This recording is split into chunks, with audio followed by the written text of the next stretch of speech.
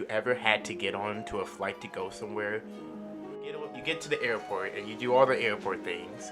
You attend the luggage weigh-ins, and it's awesome. It's like the pre-fight weigh-ins that they do for MMA fighters, except they charge you more if you got too much junk in the trunk. You gotta go through at least 14 lines to get to the boarding section, or at least I do, but I think I might be in the wrong building. Not to mention the TSA that likes to fill you up and down, and look inside of you and your belongings. I don't mind the belongings thing so much. I mean, I think they could ease it up with the tiny bottles of lotion, but looking inside of me, seeing my organs, seeing my bones, I haven't even seen my organs or my bones. What gives them the right, huh? But I'm sure anyone who has been to the airport can agree that these 4 words describe what it's like. Tedious, long, crowded, and expensive. Not just for money, but for time. It's just going to be important later on. And if you don't know, they charge everything up at the airport. So for a bag of chips that you paid $1.50 for, pre-inflation, you're going to be paying $1,000 for that now, at the airport, just because it's from the airport. It's airport brand Doritos. My voice died for a second. In fact, traveling has gotten even more strenuous, that a lot of people have been flying around due to the holiday, and there not being a intense global pandemic going on. Just mildly now. It's just a mild pandemic. We can live with that. Plus, people hate their families and need a vacation from them to visit other family. Or they just need a vacation to go visit people who don't look like their family. Or a vacation to visit people who kind of look like their family but don't act like their family. People just need a vacation. This has caused one of the problems plaguing the Heathrow Airport in the UK, or as I like to call it, Uncle Klepto.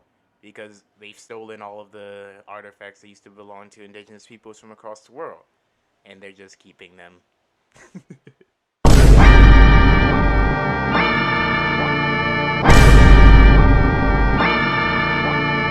But, luckily for us, there's some amazing TikTokers who have some awesome advice to get us through the airport easily, simply, and fast. All you have to do is fake a disability. Hello, and welcome. This is Witty G. It actually says that on my birth certificate. You can check. And this is Normal People Doing Normal Things. A place where we watch abnormal people doing abnormal things. A little bit of subterfuge for you guys. The anomaly for today is faking disabilities, a historic trend that has lasted from the Middle Ages until now, and will probably keep going, unfortunately. Now, it's popping up on TikTok, which is awesome. First off, let me say this. There is absolutely nothing wrong with having a disability. I know Captain Obvious here, but I want you all to know that disabilities come in a variety of different forms. Physical, mental, or any other form that I don't know. In fact, society should do better at accommodating those who have disabilities. And it has been a critical failure in a lot of countries, including the one that I live in, when it comes to supporting those who have a disability. This isn't a critique of disabled people at all. This is a critique of those who wish to use the small advances that society has granted to disabled people to push themselves a little forward and then take it off like it's a piece of clothing. I don't know if this disclaimer was necessary at all. I just wanted to make it explicitly clear who this video is aimed at. But yeah, apparently faking a disability is all it takes to get to the front of your favorite restaurant or your favorite airport. And one of these people in our video even gives a step-by-step TikTok tutorial guide on how to do it. So you can basically benefit from this with any establishment that has a line or any human decency. All you need to do is ask for a wheelchair, because as a airport hostess herself says, they can't deny you this. Because they would assume that if you're asking for a wheelchair, you probably need it. I would play the clip of her talking about how this is so easy to do and manipulate, but she deleted her video. How convenient.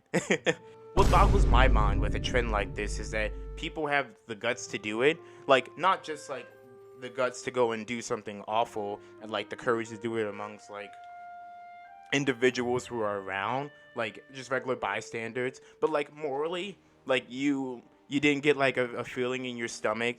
You didn't see like the angel and the devil on your shoulders being like, hey, you probably shouldn't do this. I even think the devil would probably be like, hey, this is a shitty thing to do. Like, it just boggles my mind that someone could be okay with doing that. Like, you don't get a sinking feeling in your stomach that makes you want to throw up.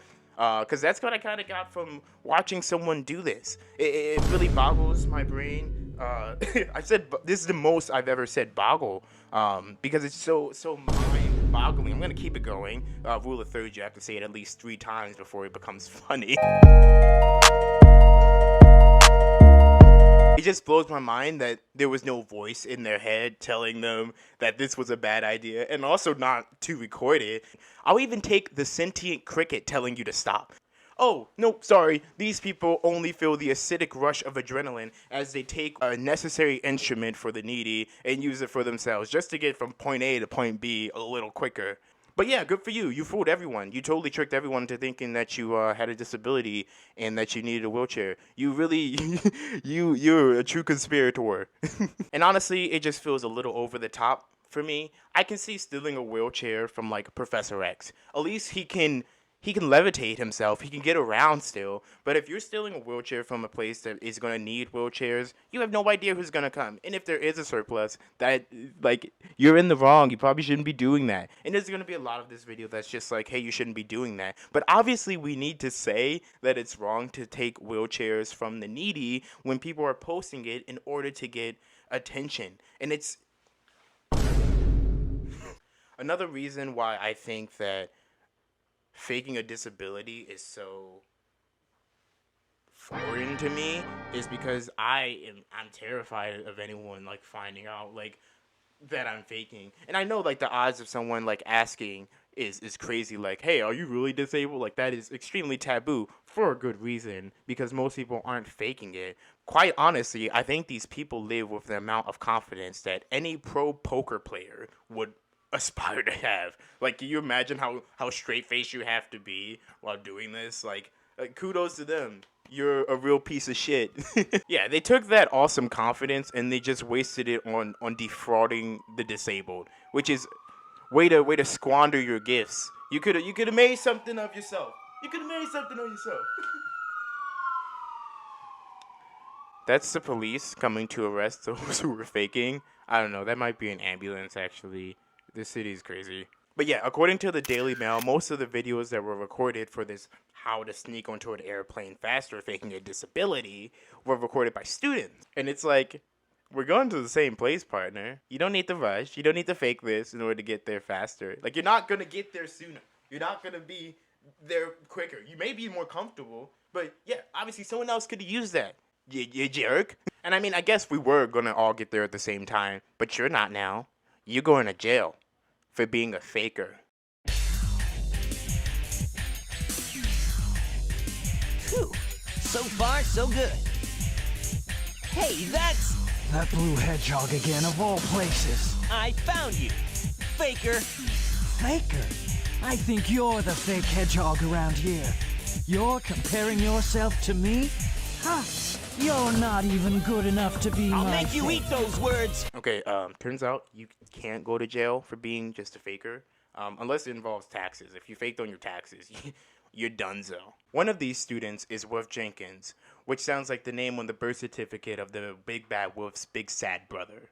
Jenkins is a 28-year-old student and TikToker who makes a thorough video on how to escape 2 hours of queues and lines by faking a disability. It's really riveting content. I thoroughly enjoyed it.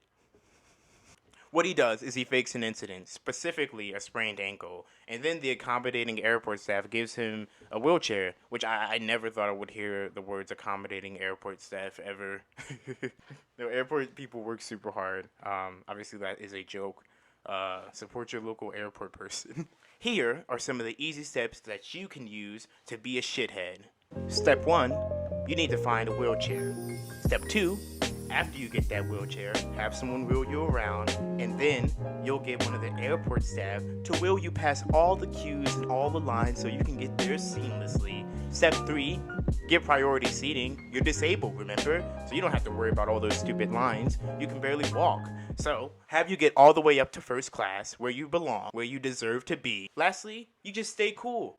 Just stay breezy, baby. Just chill the fuck out. It's cool. You're faking it. Fake it till you make it. And guess what? You made it. You're here in first class in priority seating. Not to mention that you're inside an airplane that kind of looks like Joe Rogan's set for his podcast. I also love the phrasing of stay cool, which I think was promoted by these TikTokers. The idea of having to stay cool while you're faking this is what am I saying? I don't know anything. There's nothing cooler than adding on someone's disability like it's a bonus effect. Do you know in Yu-Gi-Oh, if you have a monster in the field, there's these cards called spell cards. You never heard of those? But no, there's spell cards, and there's also equip cards where you can add like a weapon basically to the monster. That's what they're basically doing with disability. They're adding on their disability onto their person so that they can get advantages. Which when you break it down like that, it makes it worse. Obviously, I don't mean to call disability a spell card. That's not what I'm trying to achieve here. Home sweet home. Time for shoes. Wow, amazing spin. Off we go. Yeah, Cat.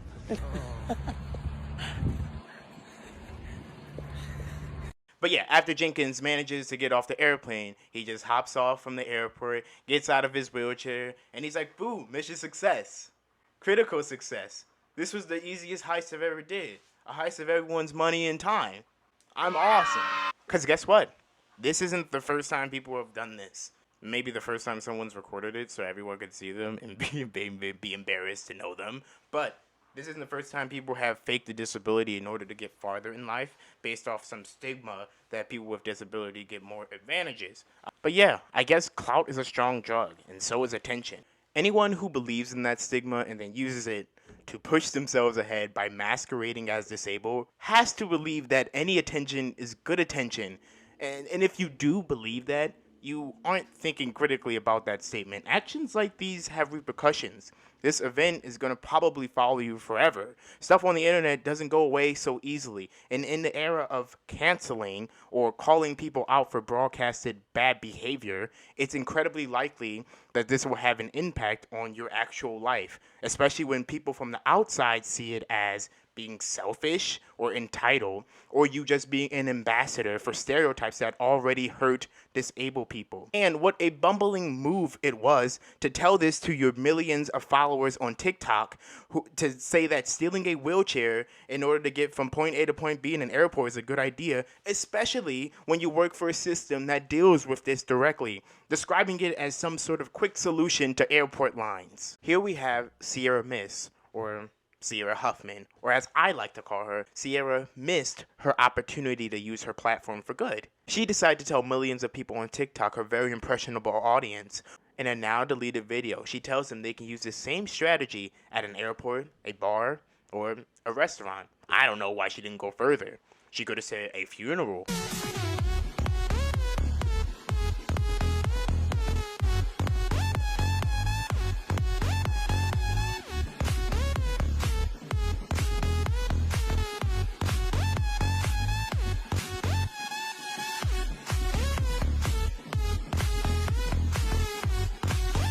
An amusement park,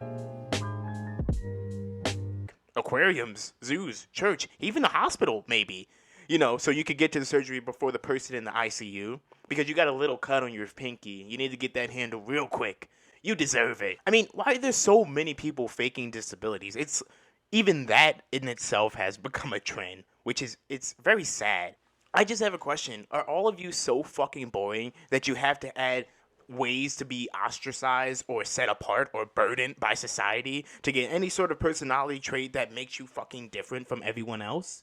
In all seriousness, it's very worrisome to see so many people my age faking disabilities. Wow, if I had a nickel for every time People my age faking disabilities, I'd have 2 nickels, which isn't a lot, but it's weird that it happened twice, right? whether it's for perks or for attention, it's alarming to say the least. But it's so strange for us to partake in today because not so long ago, disabled people were being punished severely for being different than the standard human being. You were put into a terrifying early English psych ward if you showed any sign of psychosis back in the day. Also, if you were a woman and a powerful dude didn't like you, you could count yourself there too. Disabled people, whether mental or physical, have oftentimes found themselves experimented or ostracized by society. And only recently have we made any strides, small ones, to make life more equal or accessible to those who weren't given the advantages that others have. And it's not their fault. obviously, and even if it is some of their faults through some sort of accident or some sort of injury that may have even been there for it to begin with, that doesn't matter. Disabled individuals should still be treated as the same. And in most cases, even better, because there's an added difficulty in maneuvering a world that wasn't prepared or has never really made itself prepared for you, where you have to fight every day to make sure that you can get where you need to go in the safest way possible. The idea of taking that struggle of mobility away from someone because you want to get somewhere quickly is just disgusting. Ew!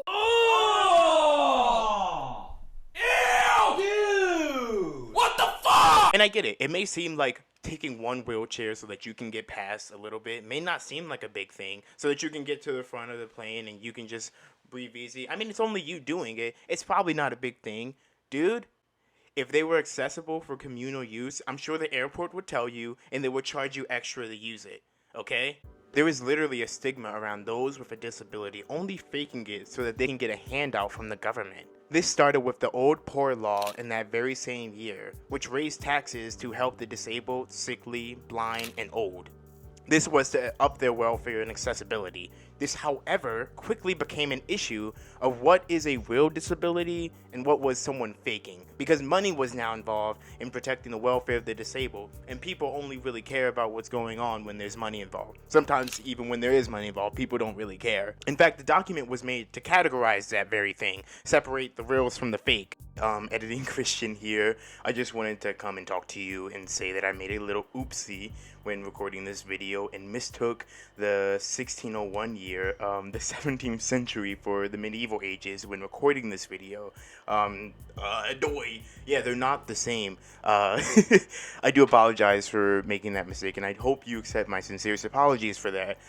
I do want to say that I still agree with most of the points that I made during this. Although I got the year and the century wrong, I still believe that both years and both eras were very difficult to be a disabled or handicapped person at that time. Whether it was the medieval ages or the Jacobean or Elizabethan ages, it was very difficult. And though they had different struggles in their different eras, they still persisted, and they were still mighty struggles that ordinary people or the standard English citizen would not have to deal with. That's all. Thank you. It was made around the same time that the medieval beggar and cripple was doing their thing, so they were going around faking injuries or faking disability in order for people to give them money or anything to assist them. They were trying to sap the money from the noble rich in order to support themselves, only they were lying about those ailments. I'm a little suspicious about how many were actually lying about their ailments, and I'm assuming that some of these people were just poor, and though they didn't have any physical ailments, this was the best way that they could see to get money, because life in the Middle Ages was hard, especially if you were poor, or a person of color, or any kind of minority. It was difficult. And the beggars being mixed with the truly disabled, everything kind of got muddled together. The image of a violent, threatening, and robbing beggar who was faking a disability in order to lure you into a false sense of security and then steal from you began to become the norm. This began to happen often.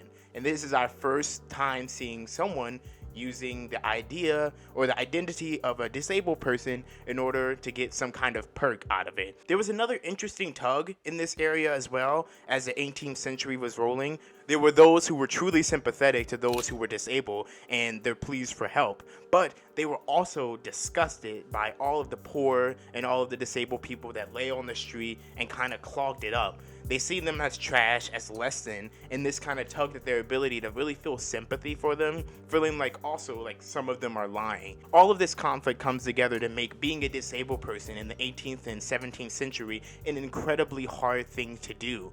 And it was only made more difficult by people acting like they were disabled in order to take the benefits of those who were truly disabled, and then pushing stereotypes of disabled people to become violent and threatening, when in fact most disabled people probably couldn't even threaten a person because they were too busy being disabled in the Middle Ages.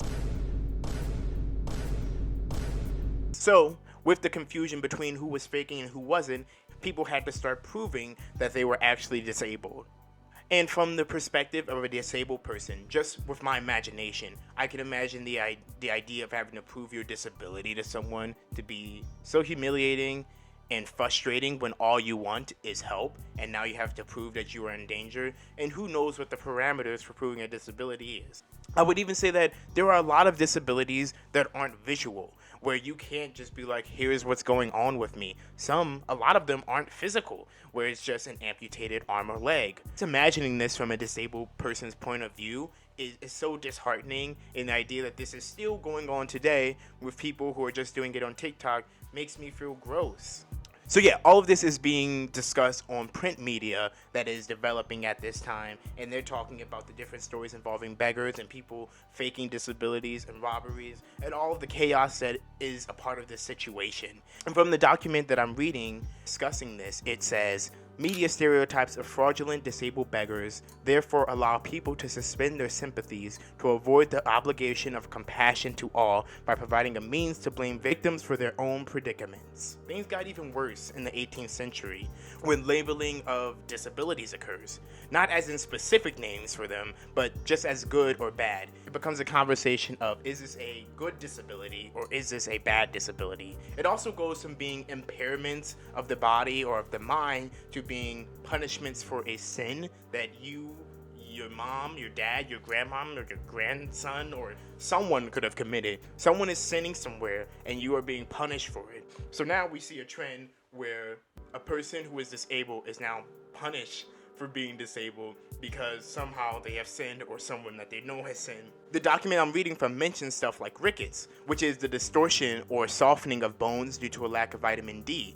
This was blamed for parents being bad, and therefore God needed to punish them because of the therefore God needed to punish their son for their sins. I don't know why he couldn't directly give the parents rickets if that's how he's working. It's some real 1 + 1 = 78 bullshit that's going on.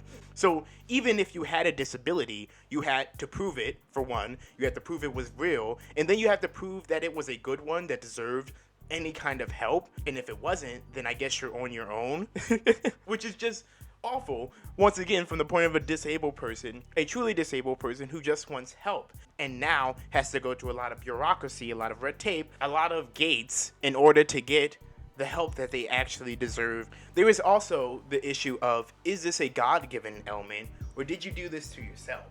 Yeah, so if you accidentally were just cut on the job, or you were injured, or you were just at home and there was a freak accident and you were injured in something that would leave you in critical condition, or your mind was injured in some sort of way, that's your fault. You probably shouldn't have put yourself in that situation. Although, if you had any kind of deformity or anything when you were born, then that's on God. And this is only a small portion of the history. We didn't even get to anything in the 19 or 1800s. I just wanted to point out that these people acted with a complete disregard for those who are truly affected by disability, and then use that to push themselves ahead, and then take it off like it's a robe or like a piece of clothing. Just be like, yeah, I'm disabled. I'm a little hot, actually. Let me take off my disability. No, that's not that's not how it works. Off we go. Yeah, cat.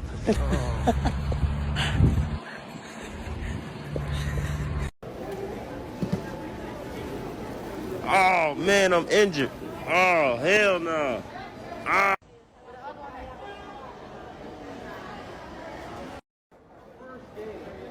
First day, she was walking in the avenue.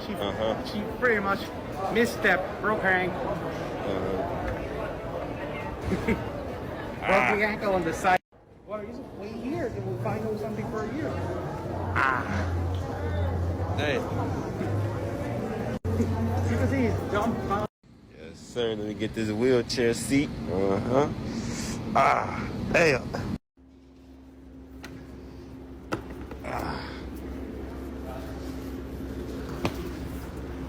Miracle.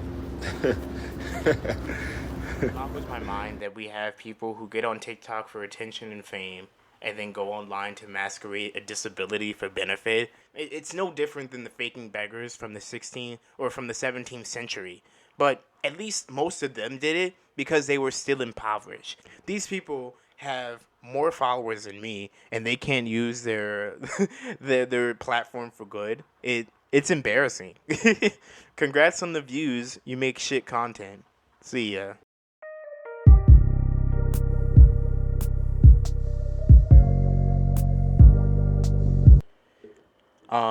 I also want to say that having or owning or using a pair of glasses that doesn't have lenses or uses fake lenses does not count as faking a disability. I'm just putting that out there. This doesn't exactly affect me. Um, I'm just putting that out there for friends or people I know who might be affected by this. But that totally is not a part of faking disability, and we should keep that part of the conversation. Keep that out of the conversation completely, in my opinion. Okay. See ya.